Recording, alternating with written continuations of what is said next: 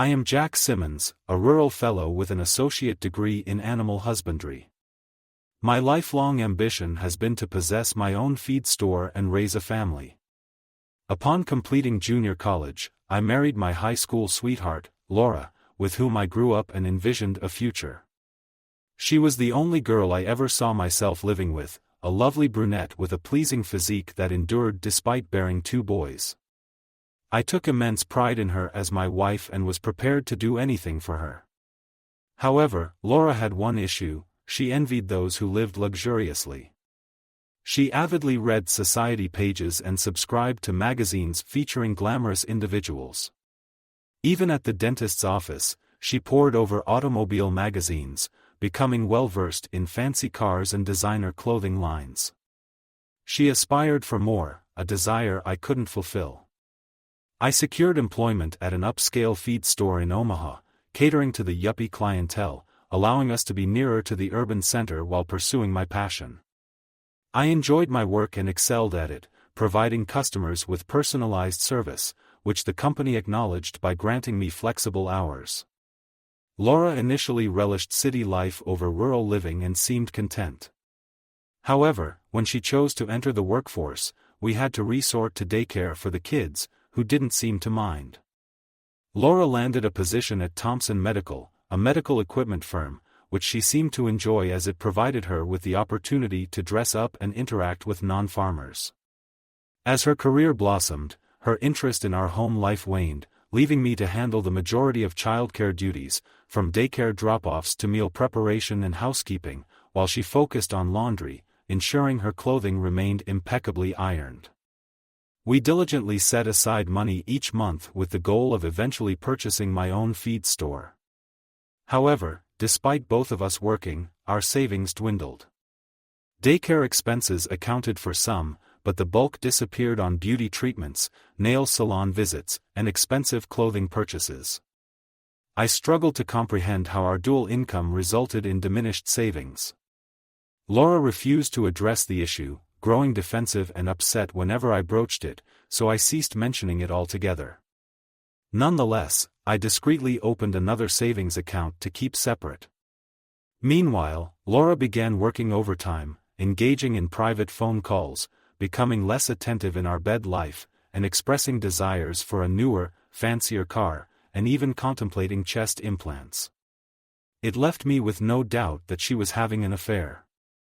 Though I'm just a simple guy from the countryside, I'm not naive. Right now, I wasn't interested in salvaging the marriage. I simply wanted to sort things out and move forward before it was too late. Since I didn't socialize with her co-workers, it was tough to pinpoint anything, but I suspected if there was anything going on, it was at her workplace. I had a couple of good buddies at work, not highly educated, but hard workers. Even though I was their boss, I didn't pull rank. The tasks got done without needing to micromanage. We all understood our roles and collaborated well, which fostered a positive relationship. Matt and Dave would be important allies in my scheme. I noticed that on Wednesdays, Laura would dress up in fancy clothes and linger longer before heading to work. I thought this would be an opportune time to investigate. I briefed the guys on the situation, and they covered for me with my duties.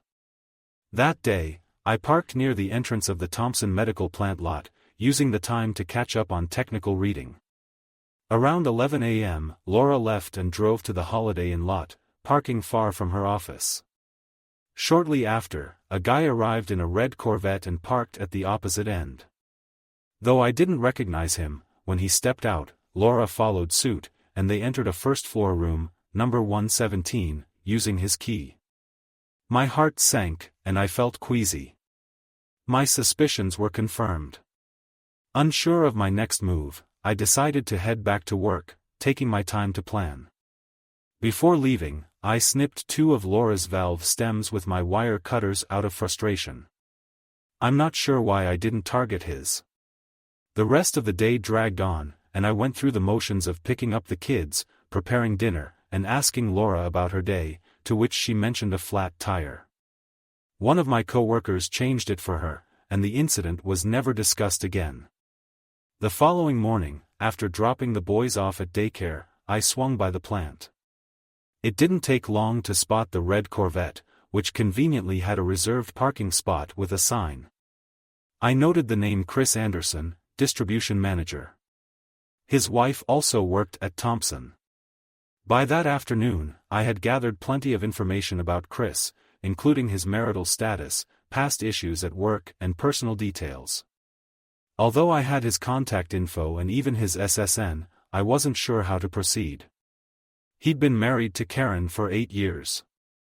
We completed a productive day's work, and Matt, Dave, and I managed to squeeze in one beer before I had to pick up the kids. Though uncertain about my next move, I had a feeling things would fall into place soon. Despite trying to maintain a calm and logical approach, my frustration grew daily, and occasional silent tears betrayed my inner turmoil. Feeling wounded and unable to mend myself, living with Laura became increasingly unbearable. I longed for it to be over. The following day, luck smiled on me again when I recalled that Margaret Thompson, one of my loyal customers, was married to the president of Thompson Medical Company. Though I hadn't met him, Margaret and I had a great rapport. I made a conscious effort to be extra friendly with Margaret, exploring if our connection could be advantageous. During Margaret's visit with her daughter Cindy, a vet school student, we conversed for about an hour. Enjoying our interaction, I felt a twinge of guilt after she left, but it quickly passed. Over the weekend, I spent time in the garage welding. I fashioned a small piece of flat steel with 4 sharp concrete nail points attached. My initial step toward seeking revenge through annoyance. On Tuesday, while unloading an order, I appeared more subdued than usual, catching Margaret's attention. She noticed my demeanor and asked what was wrong that day, expressing concern. I responded, explaining that I was dealing with some personal issues, apologizing for not being my usual self. Sensing my distress, Margaret suggested we have coffee and a chat. As we sat in her kitchen, reminiscent of a magazine spread with its stainless steel and granite decor, I couldn't help but think of how Laura would admire it. Margaret placed the coffee on the table and leaned in, asking how she could help me. Reluctant to burden her with my problems, I eventually opened up, realizing it might offer some relief. I confessed that I believed my wife, Laura, was being coerced into a love-making relationship with one of her superiors at Thompson Medical, though I lacked evidence. Margaret inquired about the basis of my suspicion, prompting me to explain the small signs I had noticed, including finding them both together at the holiday in the previous week.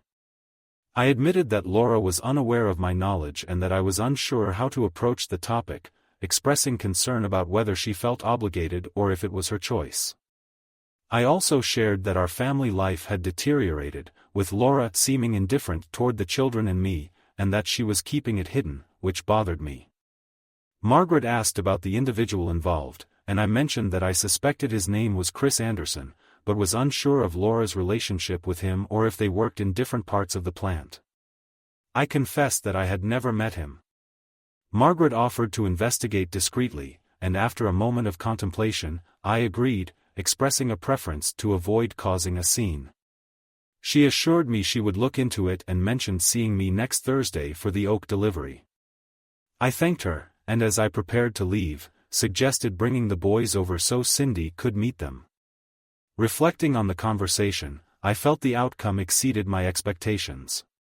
I was confident Laura wouldn't object to me taking the boys out, envisioning a good weekend ahead.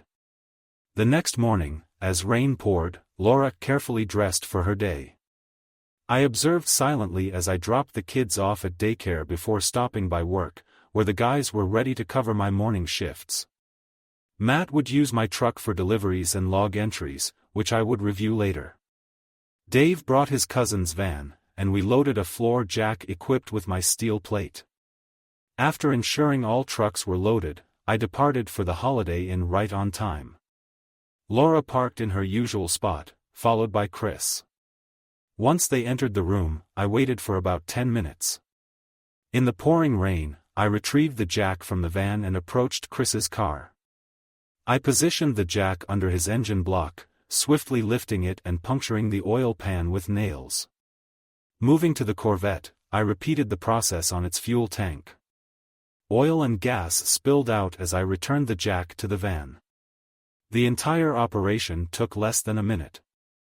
I then disabled Laura's car once more before driving away. In my rearview mirror, I witnessed the explosion from Chris's car. As I left the lot, a sense of relief washed over me. Laura arrived home from work a bit late. Without eating supper, she headed straight to bed. I spent some time with the boys, giving them a bath and tucking them in. That night, I slept on the couch. The following morning, Laura remained in bed while I got the boys ready for daycare. We had breakfast and left, but she stayed in bed without a word, and her car was absent from the driveway. Around 9 a.m., after loading all the trucks, Lieutenant John Fritz paid me a visit. He was amiable. He inquired about my work schedule from the previous day, to which I explained it consisted of routine deliveries. I then asked if he needed verification of my whereabouts. Mentioning he obtained the delivery logs from the previous day around noon, I showed him the logs detailing each stop. He smiled and chuckled lightly, commenting on the meticulous log and asking if I maintained it daily. I offered to show logs from the past month, but he declined with a shake of his head, still smiling. Despite his demeanor, I couldn't discern whether it was positive or negative. I inquired about the reason for his visit, and after some hesitation, he explained they were investigating a car damaged at the Holiday Inn.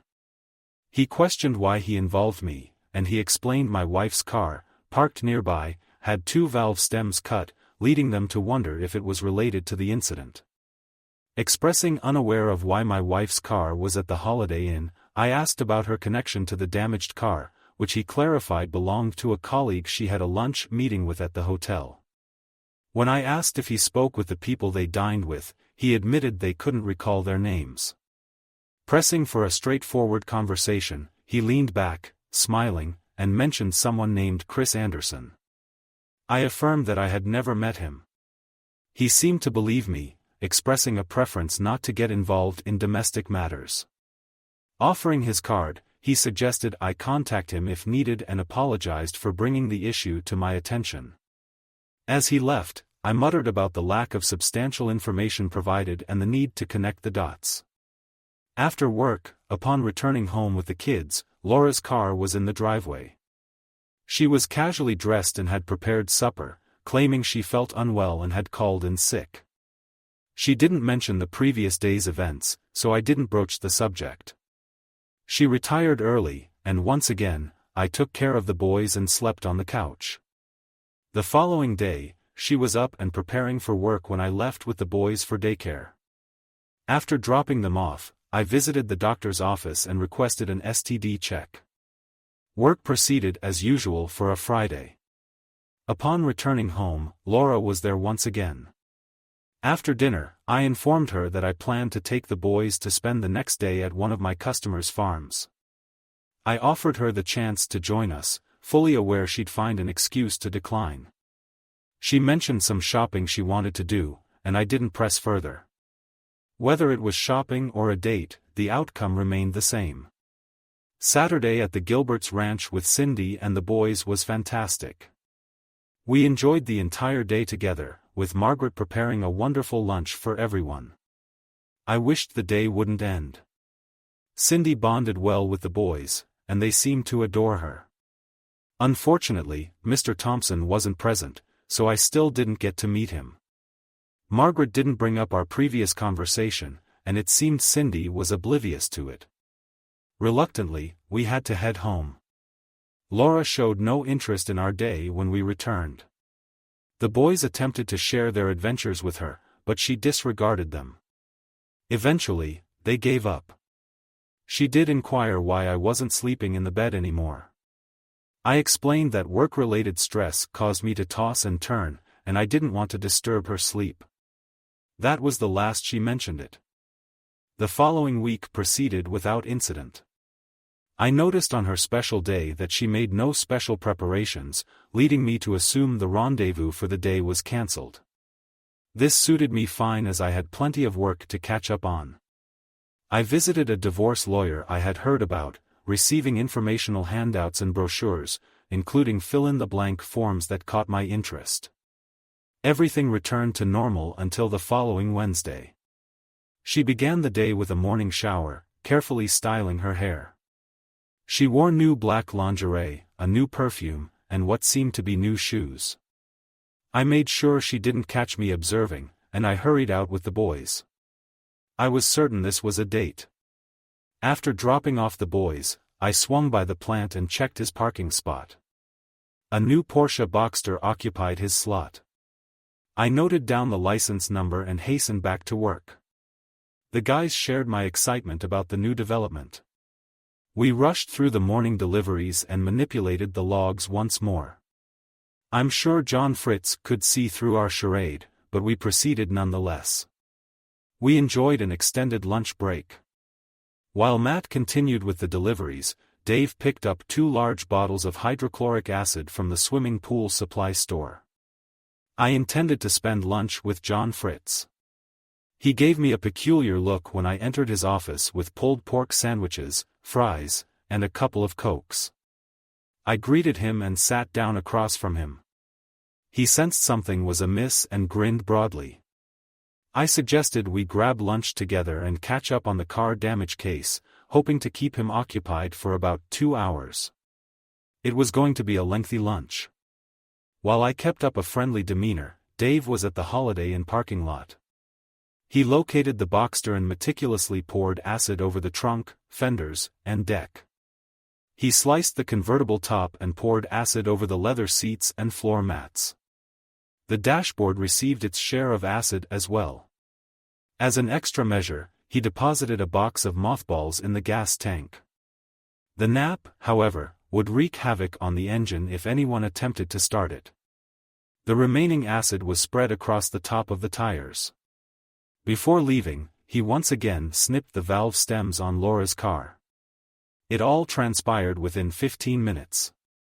The only downside was not knowing how long they would be in the room. John and I engaged in light conversation for a while until he asked what I was up to. I casually mentioned ensuring I had a solid alibi in case something happened to Chris Anderson's car that day.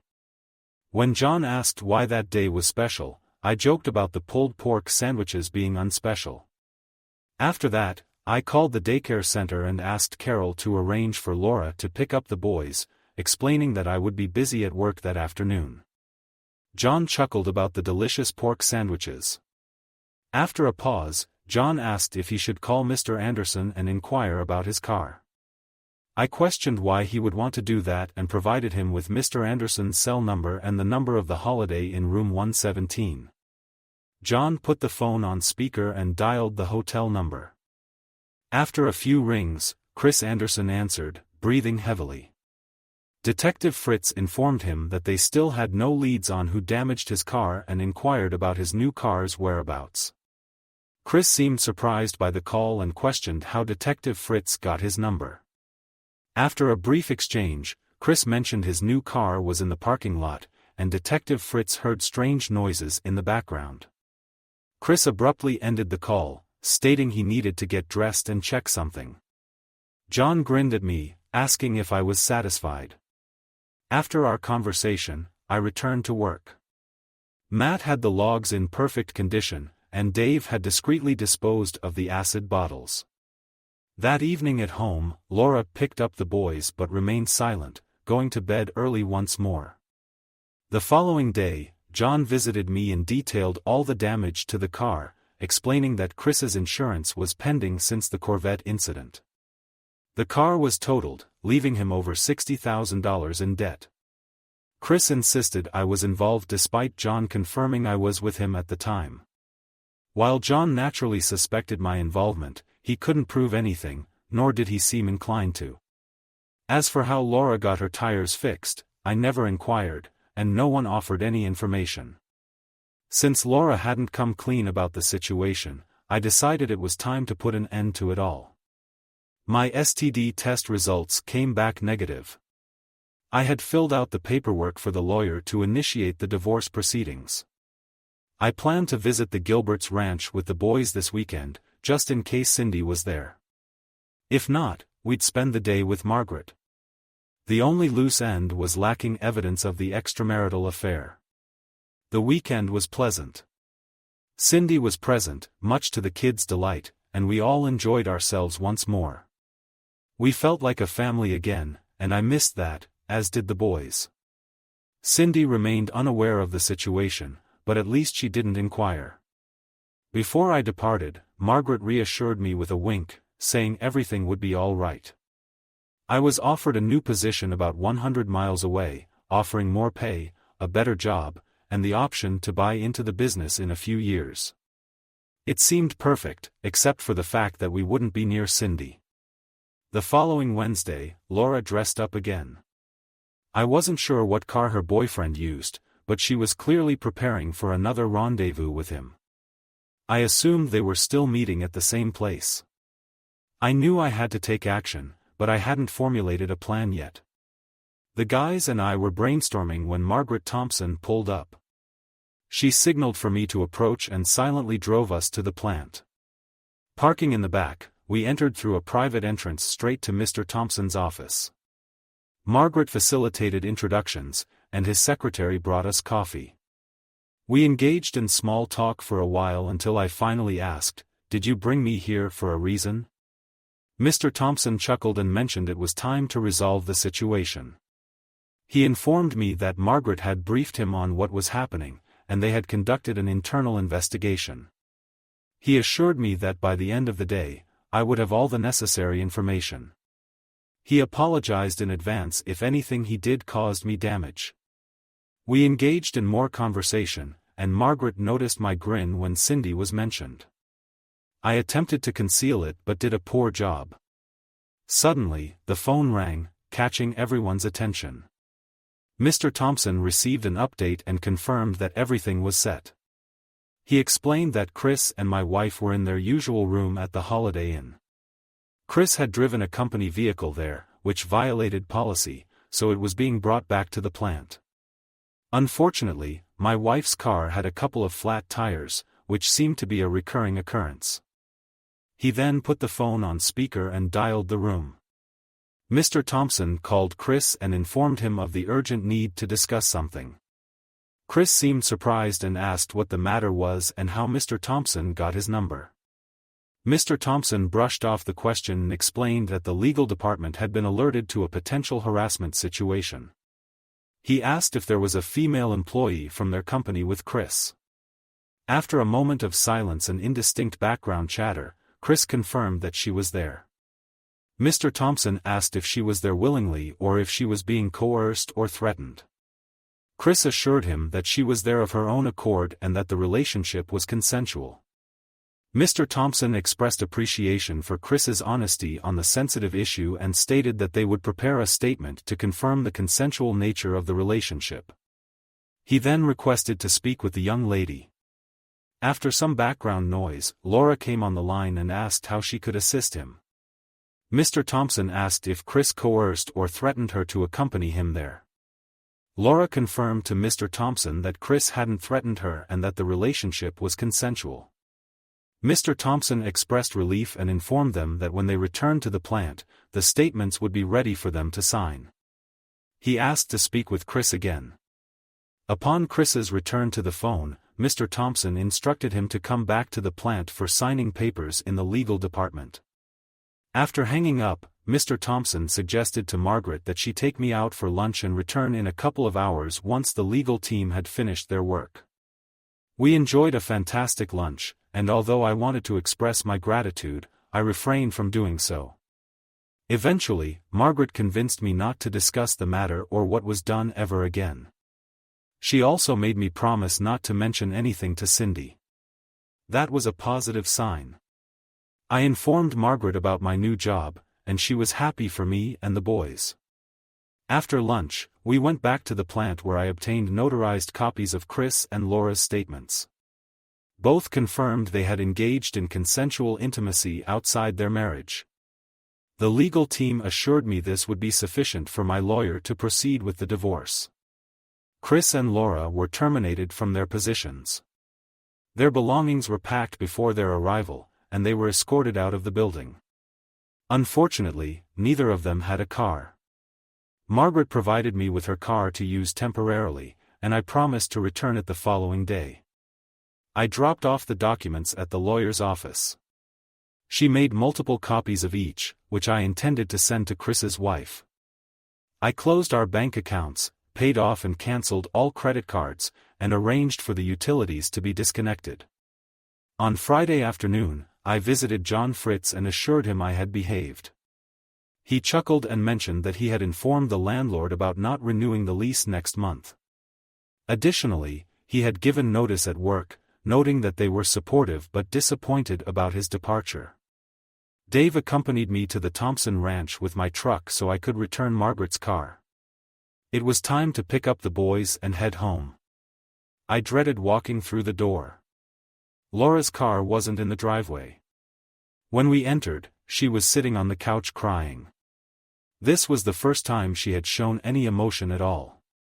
2 file boxes containing her personal belongings from work were nearby. I fed the boys and put on the TV for them. I stood by her, giving her an opportunity to speak if she wanted. She expressed her frustration, stating that I had to interfere and ruin everything in her life. She questioned why I couldn't mind my own business and accused me of not having the right to interfere with hers. I was astonished that she still viewed the situation as solely concerning her, showing no concern for the children or me, nor considering Chris's wife, Karen. Our family, our life, and our plans meant nothing to her. Her only focus was her own actions at that moment. I felt relieved that I wouldn't spend the rest of my life with her. Without a word, I went upstairs and took a shower. Later, while getting the boys ready for bed, she retreated to the bedroom and shut the door.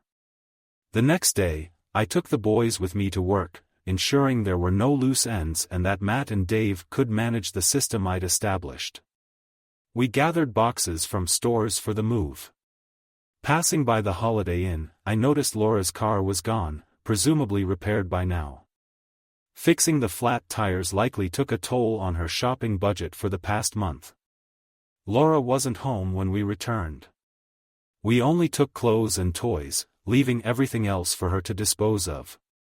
She didn't know that by the next day, all the utilities would be shut off. Damn, I was ruthless. As we backed out of the driveway, Laura pulled in. She stood by her car, watching us drive away. I took the boys to Chuck E. Cheese and stayed at a motel overnight. The next morning, I dropped them off at daycare. I gave Carol cookies and party favors, explaining it was their last day and I wanted them to enjoy it with their friends. Before leaving, she pulled me aside and asked about my wife's behavior the previous week. She explained that she didn't want to pry, but since I was leaving, she was curious. She mentioned that my wife seemed furious when she called, demanding to know where she got the number. When she mentioned that I gave it to her, my wife started cursing. Although my wife didn't say anything when she picked up the children, she could tell she was really angry. I apologized for involving Carol, admitting I set her up. I revealed that Laura was having an affair and was at the Holiday Inn with her boyfriend. I hoped that by Carol calling and interrupting their rendezvous, Laura would reconsider, but it didn't work, and Laura got mad at both of us. I mentioned that I would be serving Laura with divorce papers that afternoon and would be leaving with the boys for a new job right after picking them up. I acknowledged it was a low blow on my part and apologized for involving Carol.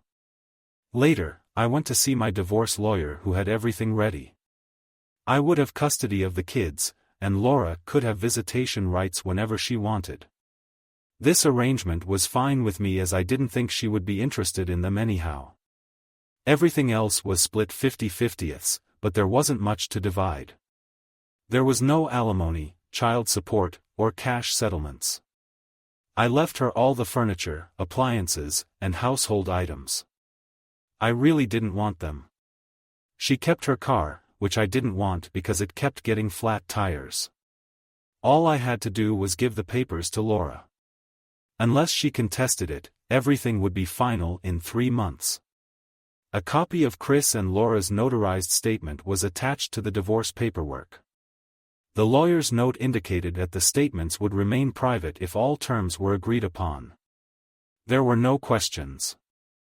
Her car was in the driveway, so I knew she was home. I sat there for a while. I had loved Laura. She was the only girl I was ever close to.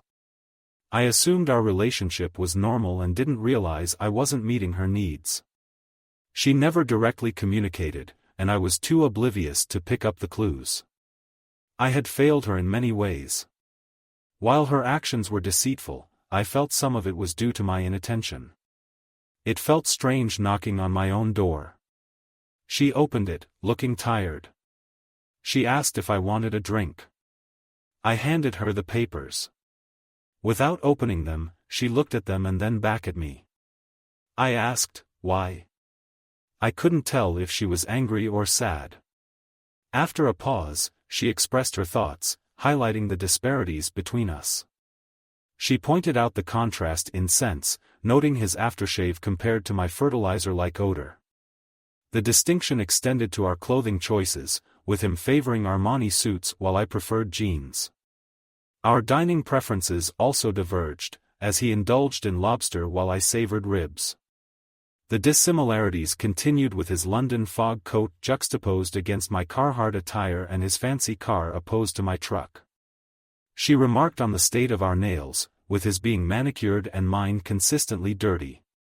Additionally, she emphasized the difference in our professional statuses, with him having a real job while I was perceived as just a farm boy. She conveyed regret for our marriage, confessing that her initial reasons were misguided, seeking an escape from her parents through the relationship with me without considering the long-term consequences. Despite this apology, her sentiments remained unaltered. She professed love for her children, but simultaneously expressed regret for having them, admitting a lack of maternal instinct. The pursuit of someone to fulfill her dreams, she realized, did not bring the satisfaction she anticipated but left her feeling more dissatisfied with her current circumstances. She acknowledged misleading me and being an inadequate mother to our children. However, she did not regret the pursuit of her dreams and the quest for something better. In response to my inquiries about his wife, her demeanor swiftly changed. Instead of remorse, she exhibited anger and a refusal to feel sorry for her actions. She communicated a strong desire to follow the life she had always imagined. A husband with a farm boy background and 2 children with unkempt appearances. She asserted her independence, stating that she didn't need assistance and already had the necessary documents. She concluded by urging me to leave so she could proceed with her chosen path in life. Well, that simplified things. I turned and walked out. When I picked up the boys, Carol said to let her know if I needed more phone calls. I called the utility companies and told them not to disconnect until the end of the month. I felt a little sorry for her. The divorce was final in 3 months. I never heard from Laura. The lawyer said everything went smoothly. My new job was great. However, I missed out on the opportunity to buy the business. Someone else got it, along with prime land. They planned to turn it into a horse breeding farm. My job was secure, but my chance at owning my own place took a setback. 2 weeks later, construction started next to the feed store. We speculated about what was being built until one of the guys asked the site engineer. It was a vet clinic for large animals. They completed the building in less than 60 days. The new owner was due to show up Saturday. On the way to lunch, the boy suddenly yelled, "Cindy, Cindy." There she was, looking better than ever with Margaret.